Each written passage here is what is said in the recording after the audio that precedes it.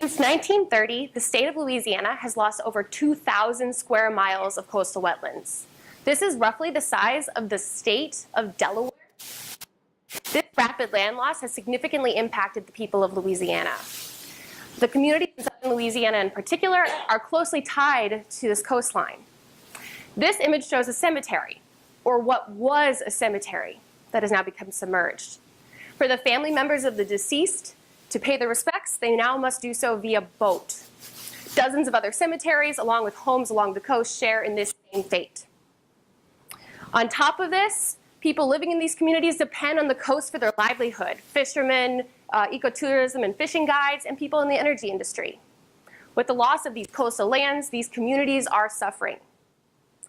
Even more so, we also lose the ecosystem services that these marshes once provided, such as protection from hurricanes and storm surge, filtration of our water, and even habitats for wildlife.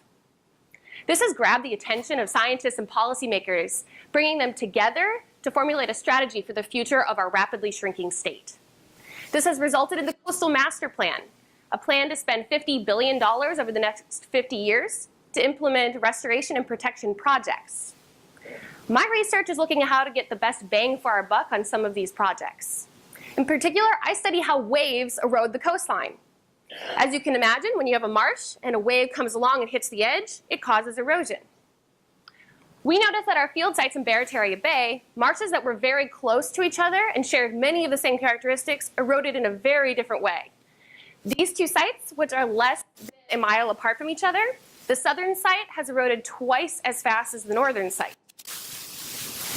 Using 30 years of wind data, a year of high-resolution wave data, and historical maps dating back to the 1800s, we were able to develop a numerical model that helps to explore how our coastline has been changing in the past and to see why similar adjacent marshes are behaving in such different ways.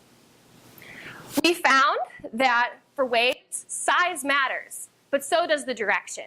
As it turns out, the direction of the winds, which can be very strong along the coastline, change the water level and therefore change where on the marsh edge the waves are hitting.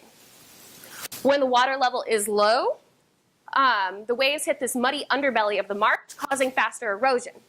When the water level is high due to the winds, the waves hit the plants and the plants' roots, which are very difficult to erode. Using this information, we can identify coastlines that are more susceptible to erosion, informing the Coastal Master Plan and building a better future for Louisiana. Thank you.